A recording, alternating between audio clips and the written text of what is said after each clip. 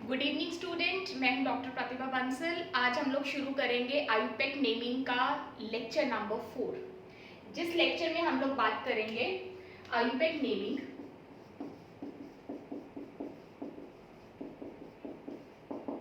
किसकी?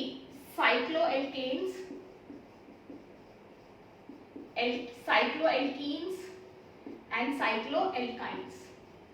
और at last इस लेक्चर को मैंने दो पार्ट्स में किया, पार्ट 1 और पार्ट 2 में। पार्ट 1 में हम लोग ये तीनों डिस्कस करेंगे, रूल्स डिस्कस करेंगे, और पार्ट 2 में हम एल्काइलिडीन्स प्लस क्वेश्चंस, आयुपेक नेमिंग के रूल्स, एल्काइलिडीन्स के और क्वेश्चंस करेंगे। तो आज हम लोग बात करते हैं लेक्चर नंबर 4,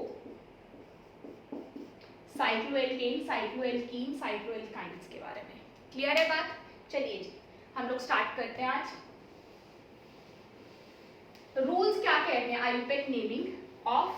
पहले साइक्लोएल्केन्स के बारे में बात करते हैं, फिर साइक्लोएल्कीन्स और साइक्लोएल्काइंस के बारे में बात करेंगे। साइक्लोएल्केन्स,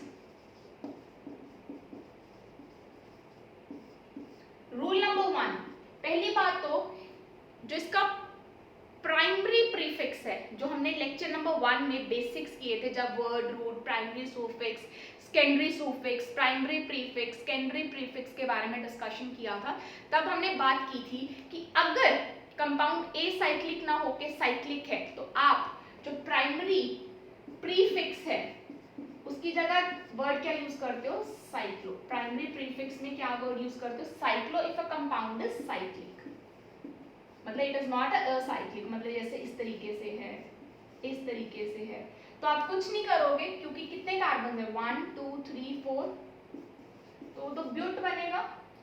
4 कार्बन है तो वर्ड रूट क्या बनेगा? ब्यूट। प्लस प्राइमरी सुफिक्स क्या बनेगा? क्योंकि सभी कार्बन कार्बन क्या है? सिंगल बॉन्ड, तो इन। सेकेंडरी सुफिक्स हम लिखते नहीं है, क्यों? क्योंकि कोई भी फंक्शनल ग्रुप प्रेजेंट नहीं है। प्लस प्राइमरी प्रीफिक्स में हम लोग लिखेंगे यहाँ पे साइक्लो। क्यों लिखेंगे cyclo? Because this compound is cyclic. अगर ए साइक्लिक होता तो हम प्राइमरी प्रीफिक्स नहीं कुछ भी लिखते, तो क्या बन जाएगा? साइक्लोब्यूटेन। सिमिलरली ये क्या बन जाएगा? साइक्लोपेंटेन। ठीक है जी। इसी तरीके से अगर 6 कार्बन होता तो साइक्लोहेक्सेन। तो रूल नंबर 1 हमें क्या कहता है कि जो भी साइक्लिक कंपाउंड होगा, साइक्लोएल्केन होगा, उसमें हम लोग प्राइमरी प्रीफिक्स में क्या वर्ड यूज करते हैं? साइक्लो यूज करते हैं। क्लियर है बात? तो नेक्स्ट पॉइंट पे आ जाइए, रूल नंबर 2। रूल नंबर 2 हमें क्या कहता है? रूल नंबर 2 कहता है कि अगर कोई साइड चेन अटैच है, रूल नंबर 2 कहता है कि अगर कोई साइड चेन अटैच है साइक्लिक कंपाउंड के साथ, अगर कोई भी साइड चेन अटैच है,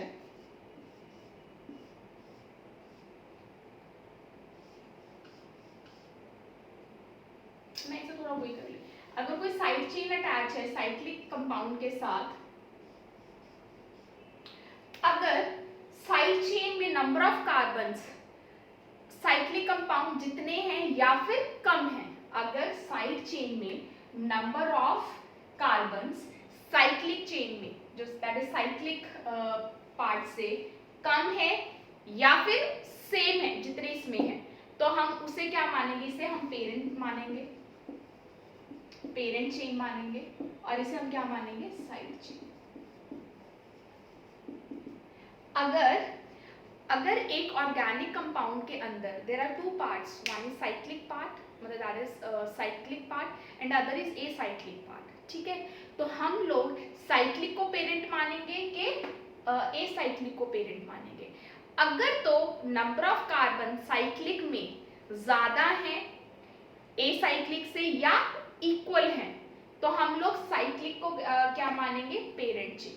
और अगर तो नेचुरली यहाँ पे this is a parent and this is a substituent, this is a side chain. अगर ऐसे मैं अगर ये ले लेती हूँ,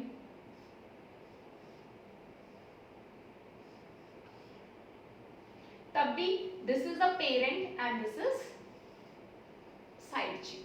यहाँ पे भी नंबर ऑफ कार्बन क्या है? 1 2 3, यहाँ पे कितने? 1 2 3, तो साइड चेन में भी नंबर ऑफ कार्बन 3 है और क्या कहते हैं रिंग स्ट्रक्चर में भी 3 है। तो मैंने कहा था अगर सेम हो रिंग स्ट्रक्चर में साइड चेन के कंपैरेटिवली तो या फिर उससे ज्यादा हो, तो दोनों केसेस में हम लोग पेरेंट किसको मानते हैं, रिंग स्ट्रक्चर को, और साइड चेन को क्या मानते हैं, मतलब एसाइक्लिक पार्ट को क्या मानते हैं, साइड चेन या सब्स्टिट्यूएंट। क्लियर है बात? This is your parent, this is your substituent. Rule number 3, rule number 3 कहता है कि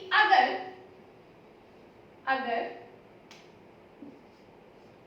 साइड चेन के अंदर या ए ऑर्गेनिक कंपाउंड के अंदर जो एसाइक्लिक पार्ट है उसके अंदर नंबर ऑफ कार्बन क्या है, ज्यादा है किससे, साइक्लिक स्ट्रक्चर के पार्ट से, तो हम लोग एसाइक्लिक पार्ट को पेरेंट मानेंगे। अगर ज्यादा है number of carbon in a acyclic part या सब्स्टिट्यूएंट में नंबर ऑफ कार्बन क्या है, ज्यादा है as compare to the cyclic portion of an organic compound, तो हम लोग इसे पेरेंट मानेंगे और इसे क्या मानेंगे, साइड चेन। इसे क्या मानेंगे, साइड चेन। अब देखिए यहाँ पे नंबर ऑफ कार्बन कितने हैं, 3, यहाँ पे 1 2 3 4 5, तो नंबर ऑफ कार्बन क्या है, 5, तो 5 is greater than 3, therefore this is a parent, this is a side chain। अगर साइड चेन में नंबर ऑफ कार्बन साइक्लिक से ज्यादा है, साइक्लिक स्ट्रक्चर से ज्यादा है ए साइक्लिक में, तो हम उसे पेरेंट चेन मानेंगे और साइक्लिक स्ट्रक्चर को साइड चेन। क्लियर? अब रूल नंबर 4 पे आ जाइए।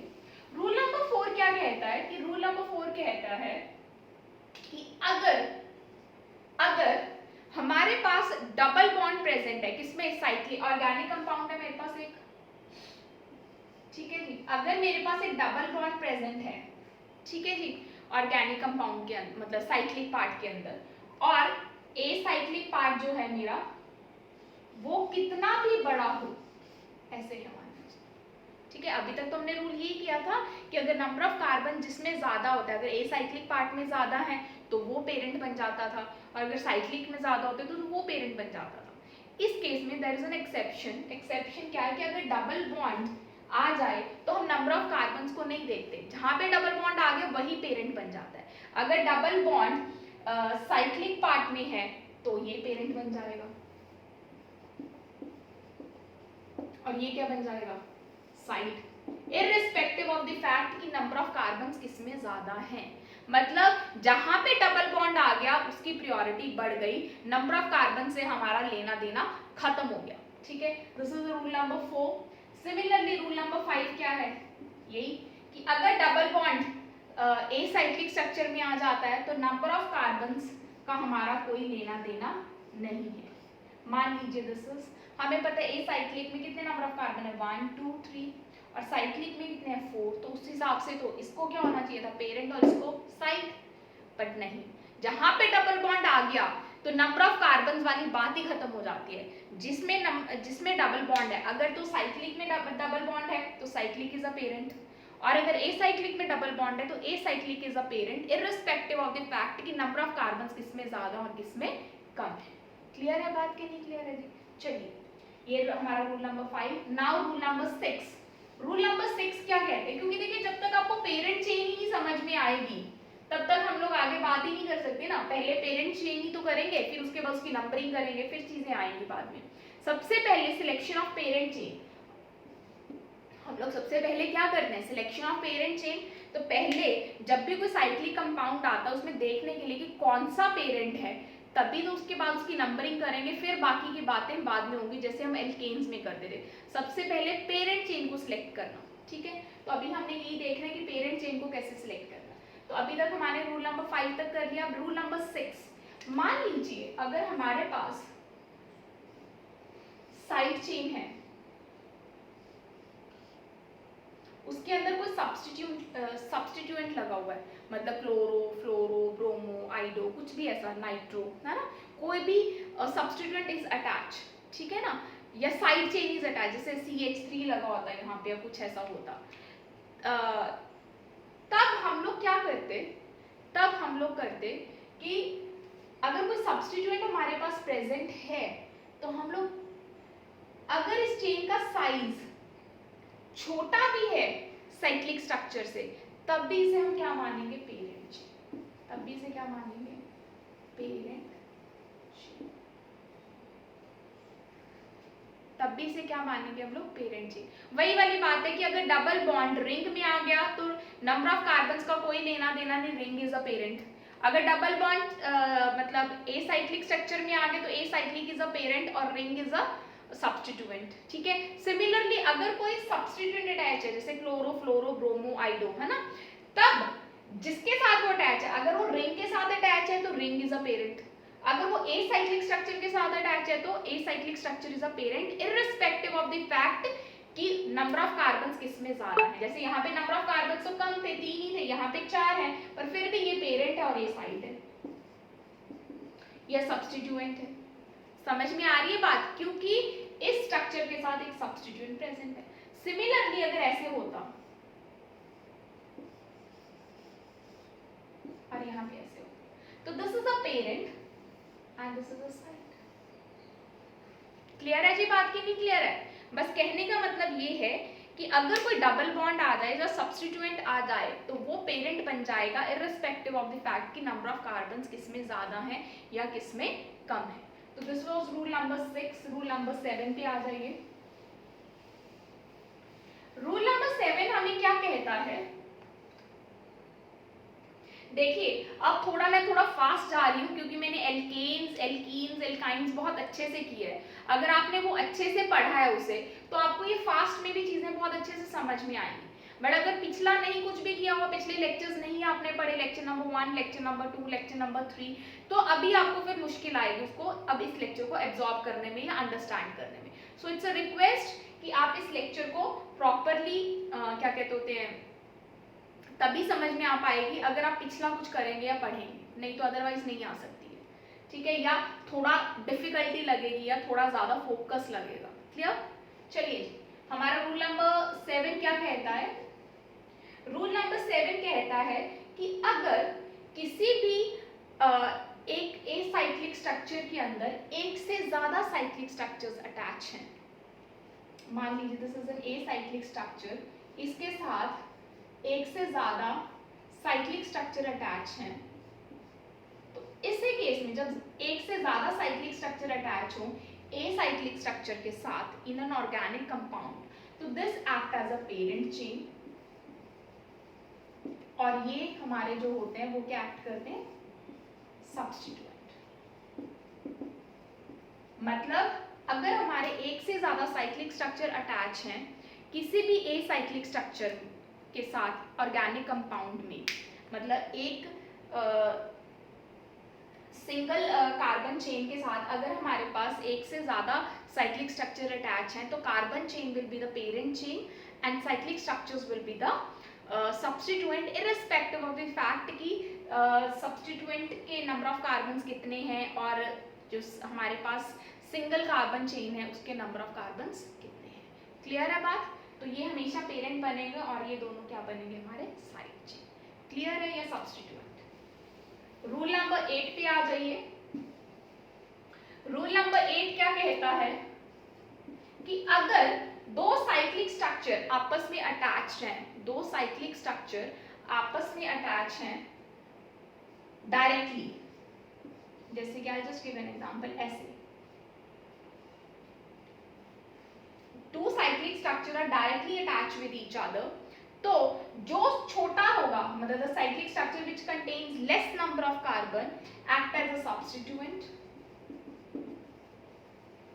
और cyclic structure with more number of carbons act as a parent. इसे हम क्या कहते हैं? Parent chain. ठीक है जी। अगर मैंने नेमिंग लिखनी हो तो नेमिंग भी इसकी लिख सकते हैं। क्या है? साइड चेन है। पहले तो पेरेंट चेन है, पेरेंट चेन में कितने नंबर ऑफ कार्बन्स हैं? 6, तो हेक्स आ गया 1 2 3 4 5 6।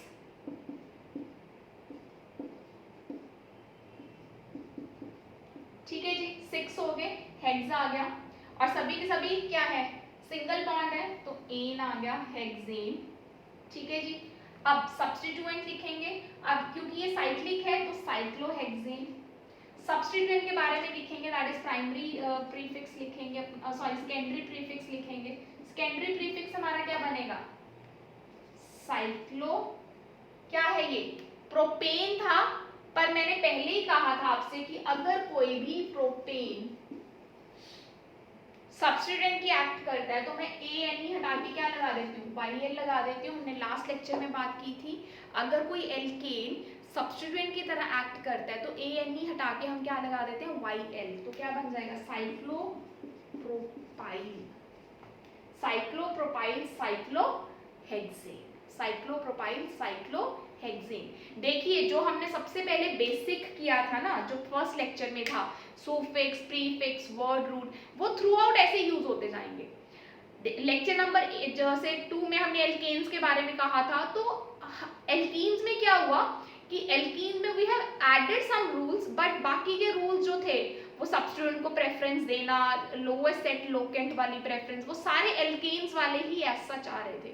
तो आपको शुरू से लेक्चर्स को प्रॉपरली स्टडी करना पड़ता है ताकि आपको कोई दिक्कत ना आए, ठीक है जी। तो this was the rule number 8। Rule number 9, rule number 9 हमें कहता है कि अगर हमारे पास जो सब्स्टिट्यूएंट प्रेजेंट है, मतलब साइक्लिक स्ट्रक्चर में जो साइक्लिक स्ट्रक्चर है उसमें जो साइक्लो वर्ड हम यूज करते हैं उसको अल्फाबेटिक ऑर्डर में हम कंसीडर नहीं करते। जैसे कि I just give an example, थोड़ा ज्यादा क्लियर हो जाएगा।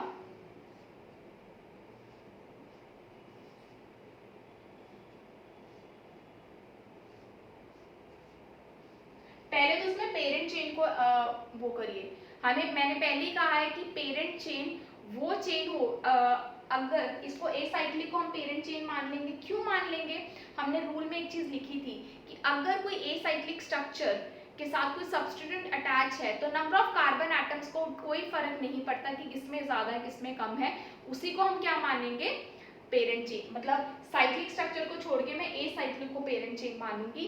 क्यों, क्योंकि इसके साथ एक सब्स्टिट्यूएंट अटैच है, वो already we have discussed in our rules, ठीक है। ये है हमारे पास, तो ये चीज आ गई है। ये क्या है हमारा, basically this substituent is what, cyclo hexane था तो हेक्साइल लिखेंगे क्योंकि ए एन ही हटा के वाई एल लिख देते हैं। अगर वो सब्स्टिट्यूएंट की तरह एक्ट करता है, this is your parent chain, ठीक है। अगर मैं नंबरिंग करूं इसकी तो कैसे करेंगे, 1 2 3।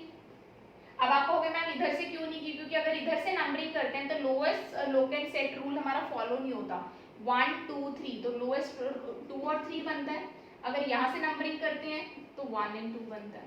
तो I will prefer 1 and 2 rather 2 and 3।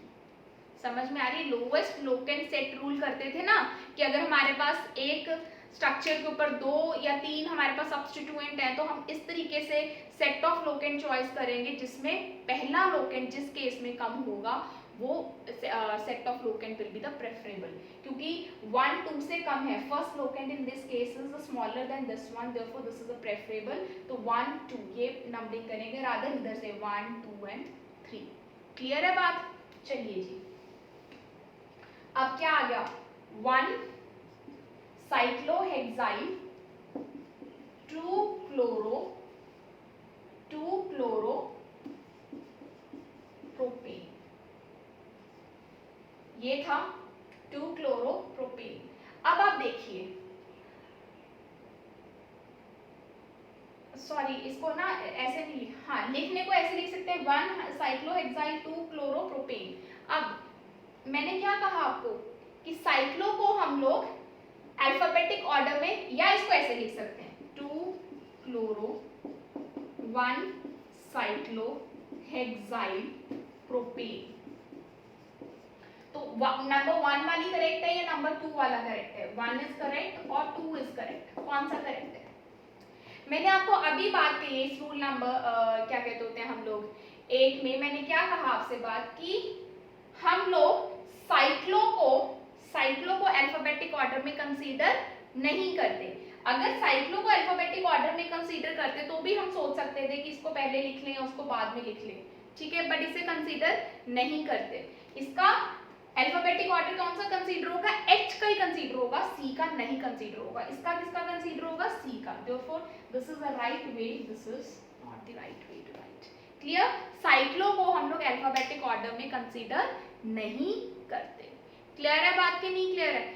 ठीक है जी, मैं रब कर दूं इससे। चलिए आगे चलते हैं रूल नंबर 9 पे।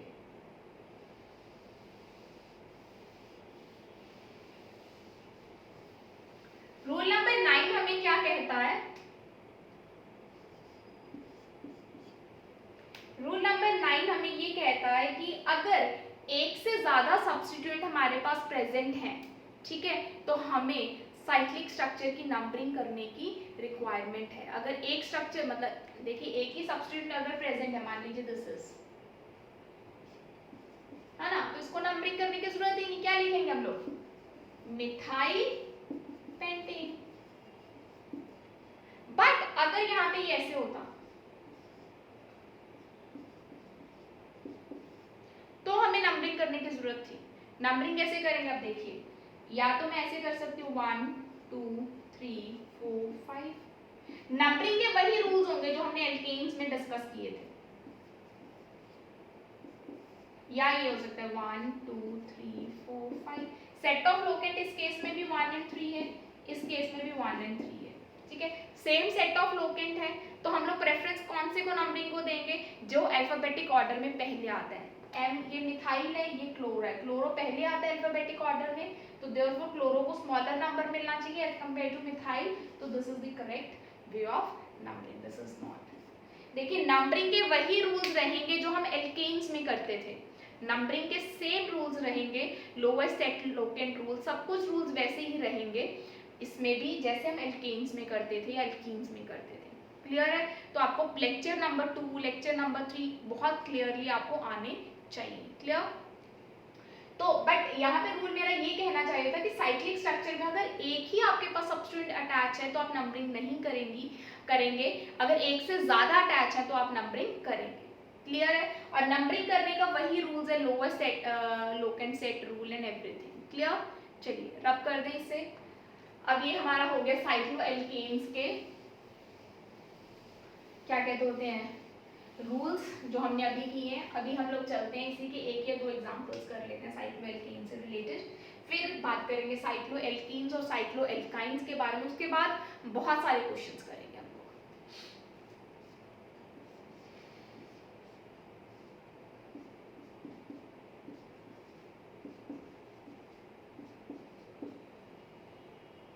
ठीक है जी, इसका नाम लिखना है हमें।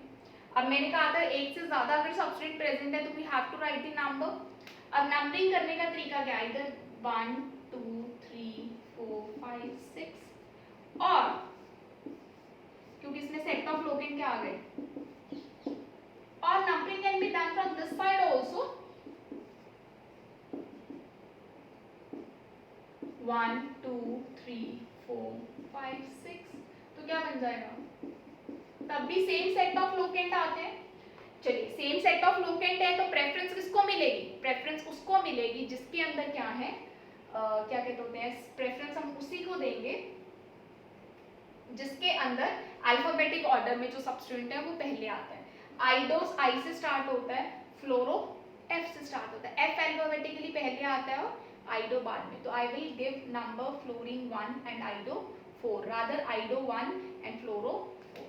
तो this is the correct way and this is alphabetic orders की वजह से। अब करिए, नाम लिखिए, क्या बनेगा?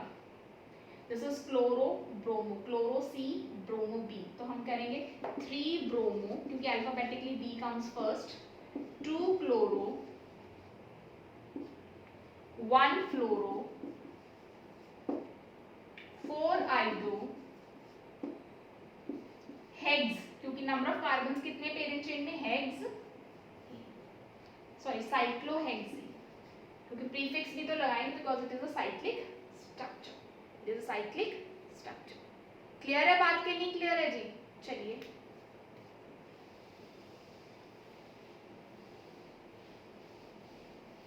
अब हम लोग रूल्स करते हैं रिलेटेड टू साइक्लोएल्कीन्स एंड साइक्लोएल्काइंस।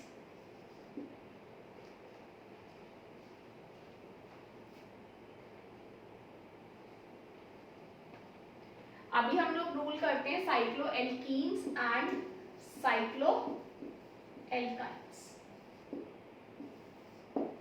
ठीक है, पहले साइक्लोएल्कीन्स को देखते हैं। सिमिलर रूल साइक्लोएल्काइंस के लिए, बस ओनली द डिफरेंसेस साइक्लोएल्कीन में जो हमारा प्राइमरी प्रीफिक्स है वो ईन लगता है और आइन में आइन लगता है। अभी बात करेंगे, पहले साइक्लोएल्कीन्स के बारे में बात करते हैं। रूल नंबर 1, एक चीज कि साइक्लोएल्कीन्स कौन से हो गए, अगर साइक्लिक स्ट्रक्चर में minimum 1 double bond is present, मतलब जैसे कि कोई भी साइक्लिक स्ट्रक्चर ले लीजिए, अगर आई जस्ट गिव एन एग्जांपल, ये वाला साइक्लिक स्ट्रक्चर है तो minimum 1 double bond is present. Minimum हमारे पास कितने डबल बॉन्ड होने चाहिए, एक, तो वो कंपाउंड क्या होगा, ऑर्गेनिक कंपाउंड क्या होगा, साइक्लोएल्कीन। Clear, this is. और इसके अंदर एक चीज बहुत ध्यान से सुनिएगा, कुछ मर्जी हो जाए, कुछ भी दुनिया जहान इधर से उधर हो जाए, कहने की बात है कि यहाँ पे चाहे 100 सब्स्टिट्यूएंट, यहाँ पे फ्लोरो, क्लोरो, ब्रोमो, आइडो, कुछ भी लगाओ, you always, when you number in a cycloalkenes, you always give a number 1 and 2 carbon containing C double bond C। मतलब एक कार्बन को नंबर 1 दोगे तो C डबल बॉन्ड C का होगा, और दूसरे कार्बन को नंबर 2 दोगे। वो ऐसा कुछ नहीं है कि ये 1 होगा ये 2 होगा, ये it can be 1 it can be 2, but 1 and 2 number हमने किसको देना है, C डबल बॉन्ड C को। सब्स्टिट्यूएंट कितने भी कहीं पे भी कैसे भी अटैच हो, हमें कोई लेना देना उससे नहीं है। जैसे कि I just give an example, ये है हमारे पास, यहाँ पे क्लोरो है, फ्लोरो है, ब्रोमो है, CH3 है, यहाँ पे ऐसे है, कुछ भी C2, कुछ भी है, कुछ भी कहीं पे भी है, हमें उससे कुछ नहीं लेना देना। वो बात इसको 1 और इसको 2 और इसको 1 और इसको 2, ठीक है। वो 1 और 2 ऊपर नीचे डिफरेंशिएट बाद में कर सकते हैं कि इसको 1 देना इसको 2 देना, किसको 1 देना इसको 2 देना, वो डिपेंड करेगा कि बाकी सब्स्टिट्यूएंट को नंबरिंग किस हिसाब से। बट जो कार्बन कार्बन डबल बॉन्ड है उसकी एक कार्बन को 1 और दूसरी को 2 ही आएगा। हम लोग ऐसे नहीं कर सकते, यहाँ पे 1 लिख दे, यहाँ पे 2, यहाँ पे 3, नो, या यहाँ पे 1 लिख लिया, यहाँ पे 2, यहाँ पे 3 ना। मतलब double bond carbon should contain 1 and 2। Clear है बात आप सब लोगों को, ठीक है जी। ये ध्यान फैक्ट रखना है साइक्लोएल्कीन्स में कि कुछ भी हो जाए दुनिया जहान में, double bond should always get 1 and 2, double bond should always get 1 and 2। Clear. अब एक चीज और देखिए, इसी पॉइंट नंबर 1 में हम लोग लिखते हैं बात, प्लीज नोट करते जाइएगा जो भी रूल्स हैं, जो भी मैं बताती जाती हूँ रूल्स के, अपनी नोटबुक में, अपनी लैंग्वेज में, अपने हिसाब से उसे लिखते जाइएगा। क्लियर, जो आपको समझ में आता है। और एक चीज और है, कभी भी ये जरूरी नहीं है, इट इज नॉट रिक्वायर्ड कि आप इंग्लिश में लिखो, अपनी नोटबुक में अपनी लैंग्वेज में हिंदी में लिख लो उस रूल को, या इंग्लिश में भी the way you understand it in a clear way, वैसे लिख लो, विद एग्जाम्पल उसको लिख लो। अगर आपको नॉर्मली, जैसे कई बार होता है कि किसी सेंटेंस फॉर्मेशन में आपको समझ में नहीं चीजें आती, तो आप अपनी लैंग्वेज में लिखिए, विद एग्जाम्पल उसे समझ लिख लीजिए। और अगर आपके हैंड रिटन खुद के नोट्स होते हैं, चीज़ों को रिवाइज करना बहुत ईजी हो जाता है, और it stay in your mind for a longer time, मतलब आपके दिमाग में वो चीज़ें रिटेन्ड रहती हैं, वो ज़्यादा देर तक रहती हैं आपके दिमाग में। तो इट्स अ रिक्वेस्ट भी लगा लीजिए, या कुछ भी लिखते जाइए, पॉइंट वाइज इन चीज़ों को लिखते जाइए, आपको ज़्यादा समझ में आएंगी चीज़ें, ज़्यादा देर तक रिटेन्ड रहेंगी, ठीक है ना। चलिए, अगर हमारे पास कोई सब्स्टिट्यूएंट प्रेजेंट है, ठीक है, साइक्लिक स्ट्रक्चर में, आई जस्ट गिव एन एग्जांपल, ऐसे है, ठीक है, तो आइदर यू गिव 1 2 3 और 1 2 3 it's one and the same thing, क्योंकि सब्स्टिट्यूएंट को तो 3 नंबर ही मिलेगा, ठीक है। अगर जब सब्स्टिट्यूएंट प्रेजेंट नहीं था तो मैं नेम कैसे लिखना था मुझे, साइक्लो, 3 है तो प्रोप इन, क्योंकि डबल बॉन्ड है, साइक्लोप्रोपीन, ठीक है। बट जब इस तरीके से है, मैंने नंबरिंग किया, तो मैं क्या लिखूंगी, 3 मिथाइल साइक्लो प्रोप 1।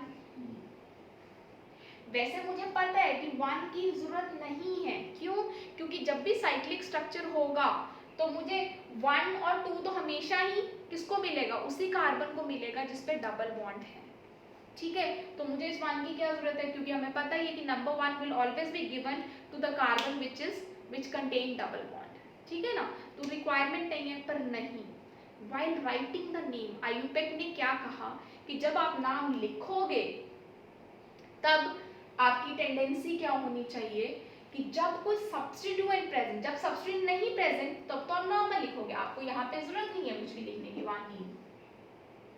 बट जब सब्स्टिट्यूएंट प्रेजेंट है, दैट इज आल्सो दैट, और हमें ये भी पता है कि वन हम लोग कार्बन को हमेशा वन नंबर ही मिलेगा क्योंकि ऑलरेडी रूल बन चुका है, बट फिर भी आप नेम के अंदर उसे वन मेंशन करोगे अगर कोई सब्स्टिट्यूएंट प्रेजेंट है इन अ साइक्लोएल्कीन। क्लियर है बात कि नहीं क्लियर? आप इन के आगे वन हर बार मेंशन करोगे ही करोगे अगर कोई सब्स्टिट्यूएंट प्रेजेंट है साइक्लोएल्कीन के अंदर। क्लियर है जी बात? चलिए कर दें इसे रब।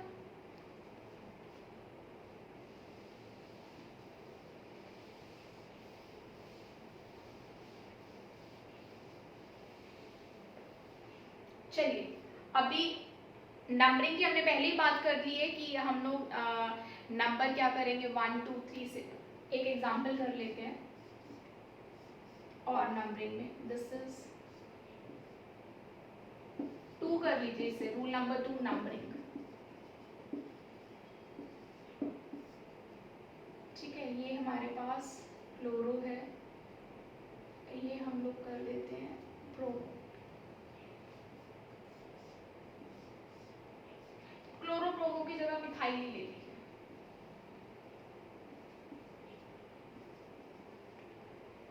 इसी को मैं दोबारा लिख लेती हूँ ताकि नंबरिंग करने का तरीका देखें। हमें पता है कि जब भी साइक्लोएल्कीन्स हैं तब हम लोग डबल बॉन्ड को हमेशा 1 और 2 नंबर देंगे। जो कार्बन डबल बॉन्ड को लेती हैं 1 और 2 देंगे। ये तो ये हो सकता है 1 2 3 4 5 6। लो देखिए नंबरिंग ऑफ, रूल नंबर 2 के नंबरिंग ऑफ सब्स्टिट्यूएंट। अभी हम लोग किसकी बात कर रहे हैं? अब हम लोग डबल बॉन्ड की बात नहीं कर रहे हैं, नंबरिंग ऑफ सब्स्टिट्यूएंट। उसके लिए हम लोग क्या करते थे? Lowest set locant set rule. ठीक है, डबल बॉन्ड को तो हमें पता है 1 एंड 2 ही देना है, मैंने यहाँ पे 1 एंड 2 ही लिखा, उसके बाद नंबरिंग कर ली। यहाँ पे भी क्या है 1 2, this is the correct numbering और this is the correct numbering. ठीक है, अब देखने में तो कौन सी करेक्ट नंबरिंग है? यहाँ पे वही रूल फॉलो होगा जो एल्केन्स में करते थे ना सब्स्टिट्यूएंट के केस में, lowest locant set rule. Locant का सेट, यहाँ पे लोकेंट का सेट क्या है? 1 पे है तो सब्स्टिट्यूएंट, और एक क्या है 5 पे, 1 एंड 5। एक यहाँ पे क्या है 2 पे है और 4 पे, 2 एंड 4, 1 एंड 5, 2 एंड 4। क्लियर है जी बात? लोएस्ट लोकेंट सेट रूल क्या कहता था कि लोकेंट का सेट लिख लो, जिस केस में सबसे पहले लोकेंट छोटा आता है that is the preferable case. तो यहाँ पे 1 is smaller than 2, तो therefore this is the correct numbering and this is not lowest locant set rule। अब नेमिंग कर सकते हैं हम लोग 1 मिथाइल, या दोनों मिथाइल ही है ना, सेम सब्स्टिट्यूएंट्स हैं, तो हम लोग एल्केन में जब सेम सब्स्टिट्यूएंट होते थे तो क्या लिखते थे 1 5, 1 पे भी है 5 पे भी है, डाई मिथाइल, क्योंकि दोनों मिथाइल्स हैं, हेक्स ई। पर हम यहाँ पे शायद नॉर्मल हेक्सीन लिखते, पर इस साइक्लिक स्ट्रक्चर में मैंने आपसे क्या कहा था कि अगर सब्स्टिट्यूएंट प्रेजेंट हो तो आप हमेशा इसके आगे क्या मेंशन करेंगे 1, तो इसे क्या लिखेंगे हेक्स 1 ई अगर सब्स्टिट्यूएंट प्रेजेंट हो। तो नेमिंग इज 1 5 डाइमिथाइल हेक्स ई। ठीक है जी, तो नंबरिंग का रूल वही है जो एल्केन्स में था। क्लियर है? सिलेक्शन ऑफ, सिर्फ डबल बॉन्ड का केस हमने कहा है कि अगर डबल बॉन्ड उसे 1 एंड 2 रखेंगे, वो तो रखना ही है, यहाँ पे भी 1 एंड 2 है, यहाँ पे भी 1 एंड 2 है, but then also which numbering is preferred? That numbering is preferred जिसमें लोकेंट्स का जो सेट है वो उसका फर्स्ट लोकेंट क्या होना चाहिए? स्मॉलर होना चाहिए, that is lowest locant set rule. Clear?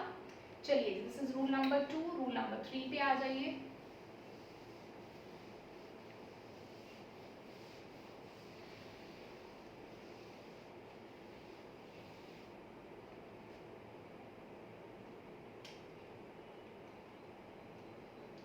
Number 3 हमें क्या कहता है कि अगर आपके पास पेरेंट क्या कहते हैं डबल साइक्लिक स्ट्रक्चर के अंदर डबल बॉन्ड है, ठीक है, और सब्स्टिट्यूएंट के अंदर क्या है,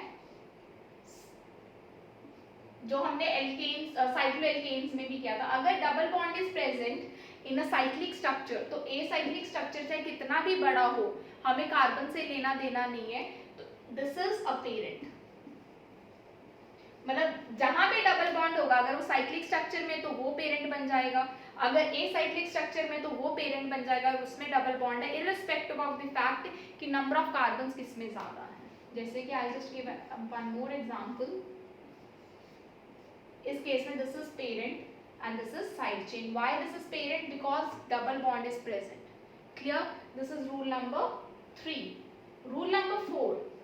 Rule number 4 हमें क्या कहता है? Rule number 4 हमें ये कहता है कि अगर हमारे पास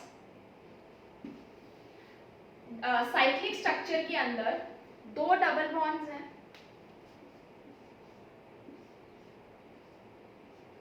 और एसाइक्लिक स्ट्रक्चर के अंदर भी दो डबल बॉन्ड्स हैं,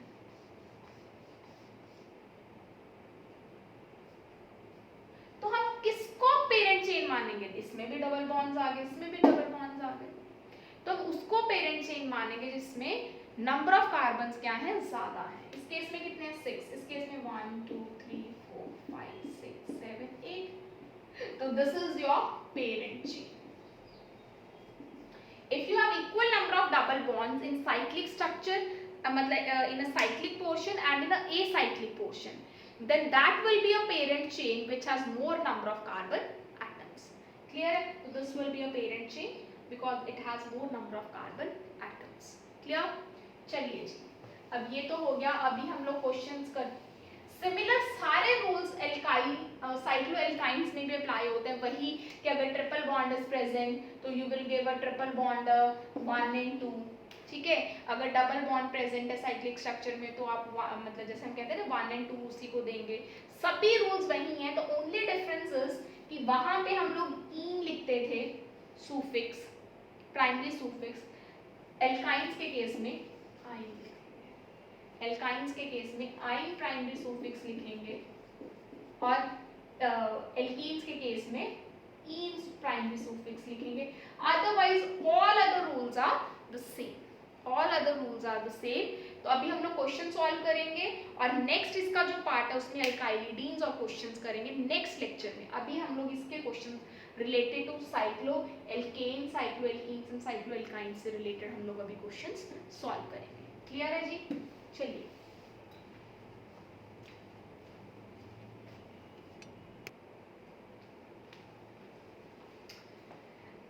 these are the questions जो अभी हम सॉल्व करेंगे। तो पहले आप ऐसे करिए, इसका स्क्रीनशॉट लेके खुद क्वेश्चन अपने आप सॉल्व करिएगा। जब क्वेश्चन सॉल्व कर लेंगे, अभी मैं बताऊंगी, फिर उसको टैली करिएगा कि आपने जो क्वेश्चन सॉल्व किए हैं क्या वो सही हैं या नहीं है, जो आपने आंसर उसके दिए हैं क्या वो आपके जो मैं अभी सॉल्व कर रहे हैं तो वो करेक्ट है या नहीं है। तो आप इस तरीके से आपकी प्रैक्टिस भी हो जाएगी जितने हमने रूल्स अभी किए हैं साइक्लोएल्कीन्स और साइक्लोएल्काइंस से रिलेटेड। क्लियर है? तो नंबर 1 क्वेश्चन आप स्क्रीनशॉट लेके खुद सॉल्व करिएगा, देन यू स्टार्टेड। अभी हम लोग इसको डिस्कस करते हैं। तो क्वेश्चन नंबर 1, क्वेश्चन नंबर 1 में हमारे पास सिंपल है, this is a cyclic structure. हमारे पास क्या है, एक डबल बॉन्ड है, तो हम लोग सिंगल डबल बॉन्ड है तो नंबरिंग नहीं करेंगे, क्योंकि एल्कीन्स का जो पहला रूल था उसमें हमने कहा था नंबरिंग कब करने की रिक्वायरमेंट है, जब हमारे पास क्या है, क्या कहते होते हैं, सब्स्टिट्यूएंट प्रेजेंट है। अगर सब्स्टिट्यूएंट नहीं प्रेजेंट और कार्बन डबल बॉन्ड को 1 या 2 दे दो, कुछ भी नंबरिंग करनी है तो कोई उसमें कोई मैटर नहीं करता। तो क्या है, कितने नंबर ऑफ कार्बन है हमारे पास, 4। तो वर्ड रूट क्या बन गया, ब्यूट। डबल बॉन्ड है तो प्राइमरी सुफिक्स क्या बन गया, ई। तो क्या बन गया, प्राइमरी प्रीफिक्स क्या बना, साइक्लो, क्योंकि साइक्लो साइक्लिक स्ट्रक्चर साइक्लोब्यूटीन। क्या बन गया नेम, साइक्लोब्यूटीन। क्लियर? फिर इसके बाद हमारे पास ये है, अब इसमें 2 डबल बॉन्ड्स हैं तो उसको नंबरिंग कर 1 2 3 4। ठीक है जी? तो cyclo word will be come because सब स्ट्रक्चर इज साइक्लो। कितने नंबर ऑफ कार्बन्स है ब्यूट, डबल बॉन्ड्स कितने, इन आएगा पर डाई इन आएगा, ठीक है जी, डाई इन तो आएगा ही, उसके आगे डबल बॉन्ड को रिप्रेजेंट करता है कौन सा, पहला नंबर उसका जो दोनों में से स्मॉलर वन है दैट इज 1, यहाँ पे क्या है 3, diene. But one thing जो हमने किसमें की थी, साइक्लोएल्कीन्स में एक रूल किया था कि यहाँ पे ए लगेगा अगर हमारे डबल बॉन्ड या ट्रिपल बॉन्ड एक से ज्यादा हो। यहाँ पे डबल बॉन्ड कितने हैं, 2 हैं, तो वी विल राइट ए किसके साथ, वर्ड रूट के साथ ए लिखेंगे अगर हमारे पास एक से ज्यादा डबल बॉन्ड्स हो। तो क्या है, साइक्लोब्यूटा 1,3 डाई। क्लियर, ये क्या बनेगा, साइक्लोपेंटीन। यहाँ पे भी 2 डबल बॉन्ड्स हैं, ठीक है जी, इसको हम 1,3 डाइईन भी लिख सकते हैं या ब्यूटा डाइईन भी लिख सकते हैं। This can be written as cyclobutadiene. Why not to mention 1,3, क्योंकि 1,3 के अलावा ये डबल बॉन्ड्स और किसी तरीके से आ ही नहीं सकते, ठीक है ना, बट डबल बॉन्ड की जो पोजीशन है वो 1 और 3 होगी, आपको मेंशन करने की भी जरूरत नहीं लगती, अगर कर भी सकते और नहीं भी कर सकते हैं, ठीक है जी।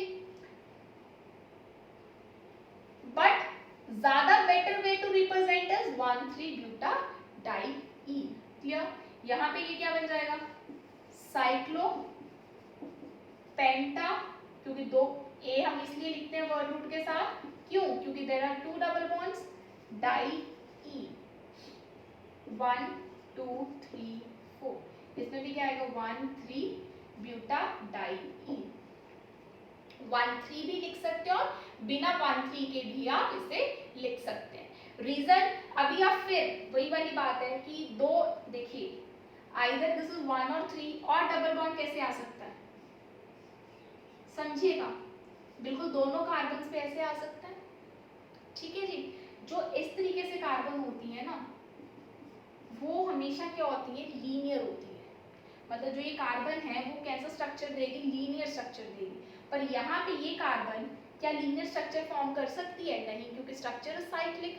तो इट मींस ये जो कॉन्जुगेट डबल बॉन्ड है वो साइक्लिक स्ट्रक्चर में पॉसिबल नहीं है।